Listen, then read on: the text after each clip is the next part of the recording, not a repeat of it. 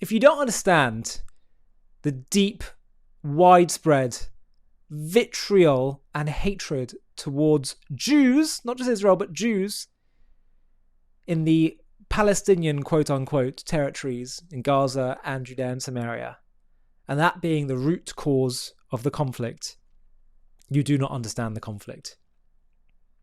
As Dennis Prager puts it, who, by the way, is in need of all of our prayers right now, his Hebrew name is Shmuel Nechemiah ben Hinda. He's became severely paralyzed from a fall, and he's a great man, and we wish him a swift and speedy recovery. He famously said, the Israeli-Arab conflict may be one of the hardest to solve, but it's one of the easiest to explain. One side wants the other side dead. That's it. And this is an old clip of Donald Trump before he was president speaking to AIPAC, where he shows how much he understood this issue. Have a watch. Let me be clear. An agreement imposed by the United Nations would be a total and complete disaster.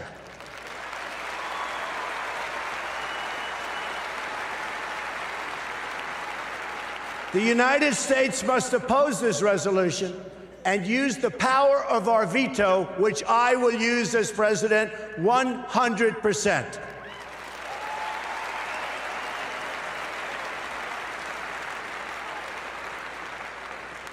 When people ask why, it's because that's not how you make a deal.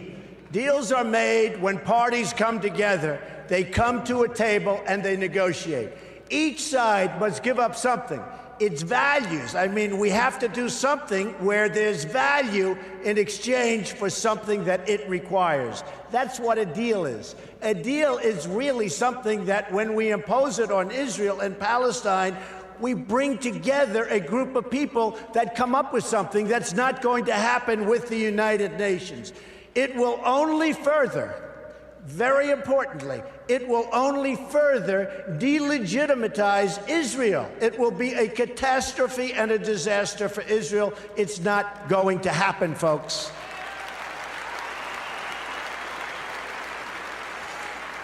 And further, it would reward Palestinian terrorism, because every day they're stabbing Israelis and even Americans. You don't reward behavior like that. You cannot do it.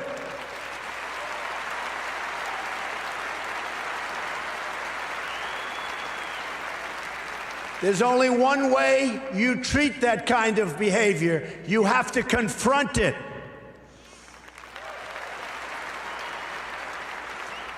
So it's not up to the United Nations to really go with a solution. It's really the parties that must negotiate a resolution themselves. They have no choice. They have to do it themselves, or it will never hold up anyway. The United States can be useful as a facilitator of negotiations, but no one should be telling Israel that it must be, and really that it must abide by some agreement made by others thousands of miles away that don't even really know what's happening to Israel, to anything in the area. It's so preposterous. We're not going to let that happen.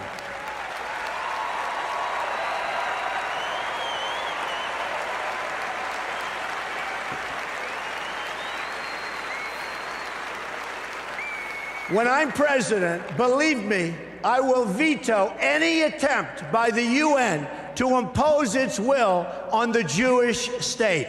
It will be vetoed 100%. You see, I know about deal making. That's what I do. I wrote The Art of the Deal. One of the best-selling all-time, and I mean seriously, I'm saying one of because I'll be criticized as if I say the, so I'm going to be very diplomatic. One of, I'll be criticized. I think it is number one, but why take a chance? One of the all-time best-selling books about deals and deal-making.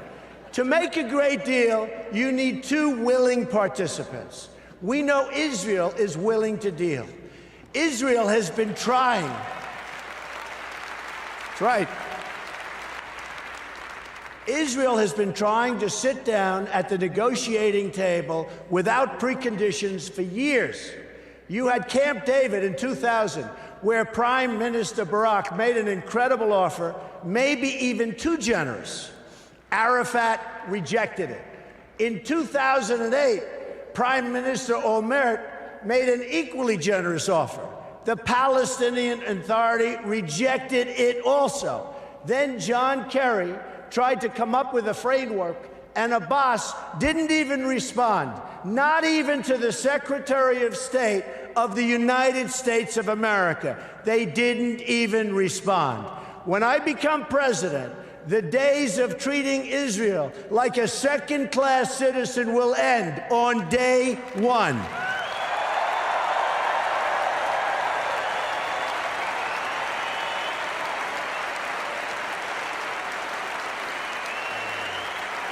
Thank you. And when I say something, I mean it. I mean it. I will meet with Prime Minister Netanyahu immediately. I have known him for many years and will be able to work closely together to help bring stability and peace to Israel and to the entire region. Meanwhile, every single day, you have rampant incitement and children being taught to hate Israel and to hate the Jews. It has to stop.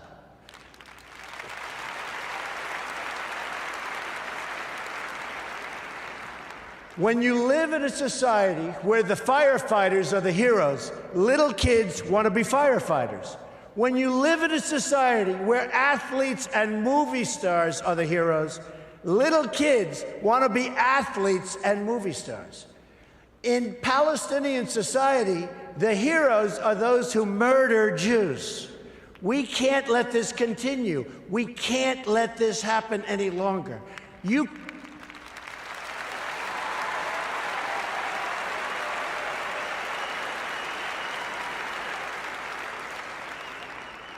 cannot achieve peace if terrorists are treated as martyrs. Glorifying terrorists is a tremendous barrier to peace. It is a horrible, horrible way to think. It's a barrier that can't be broken. That will end, and it'll end soon, believe me.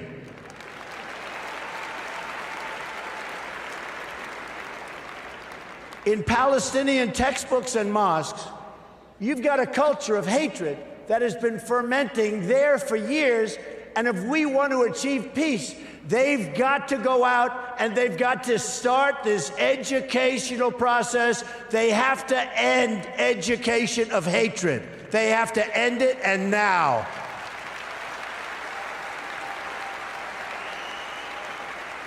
There is no moral equivalency.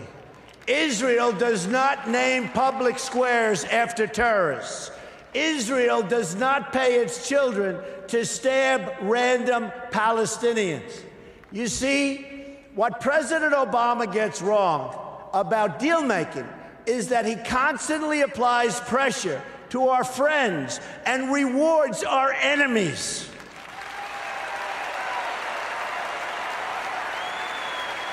President Obama thinks that applying pressure to Israel will force the issue, but it's precisely the opposite that happens.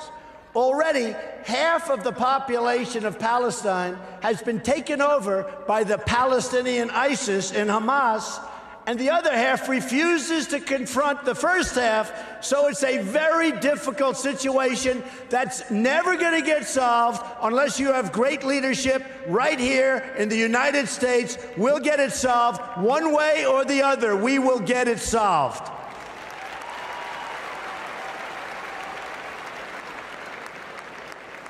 But when the United States stands with Israel, the chances of peace really rise, and rises exponentially.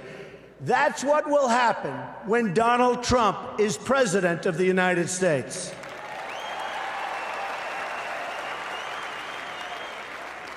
We will move the American embassy to the eternal capital of the Jewish people, Jerusalem.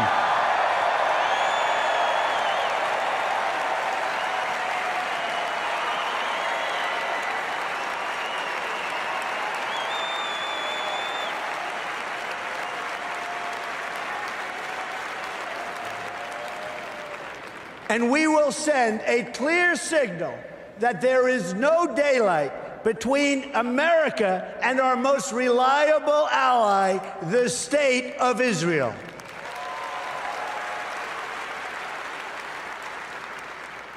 The Palestinians must come to the table knowing that the bond between the United States and Israel is absolutely, totally unbreakable.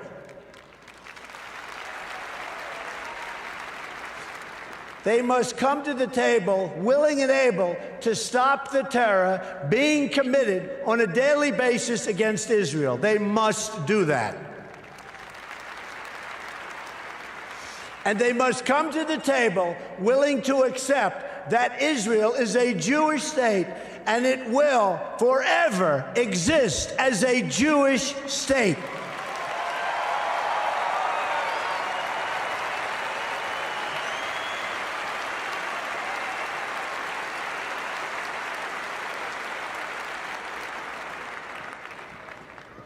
I love the people in this room.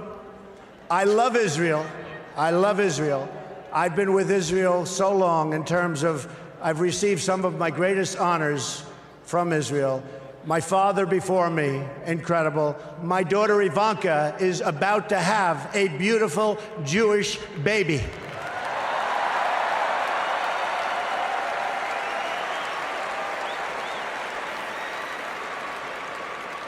In fact, it could be happening right now, which would be very nice as far as I'm concerned. So I want to thank you very much. This has been a truly great honor. Thank you, everybody. A quick message before we finish. We have been lied to about the Palestinians from beginning till end. Have a watch of the trailer for our new documentary called The Invention of the Palestinians, How a Nation Was Invented to Destroy Another. And if you want to watch the full thing, just click on the link in the video description. The Palestinians. We have been told they are an ancient people fighting for their homeland which has been stolen from them. This narrative has fueled decades of conflict, painting Israel as an occupier of stolen land. But what if this identity is not of an ancient nation, but a modern, cynical invention? A political construct designed not to build a state, but to dismantle the Jewish one. In this JTV Plus documentary, we're going to uncover the truth behind the creation of the Palestinian identity, how it was forged in the fires of pan-Arabism, absent in historical records until strategically rebranded in the 1960s by leaders like Egyptian-born Yasser Arafat to rally global opposition against Israel. We'll trace its roots from the Ottoman era, where Palestine was a region without a distinct people, through the pre-1948 years of Arab rejectionism, before focusing on the pivotal shift of the 1960s, when Arafat declared we should now be known as Palestinians, inventing symbols like the flag to mask genocidal aims. This wasn't about self-determination, it was about exploiting refugees, suppressing true aspirations under Arab rule, and perpetuating a war to destroy Israel. Join us as we debunk the myths of an ancient Palestinian nation, expose the strategic manipulation, and reveal how this construct has hindered peace while fueling hate. Fair but firm, this is the story of an identity weaponized not for building a future, but for erasing one. To watch this JTV Plus documentary and access much more premium content, click on the link in the video description.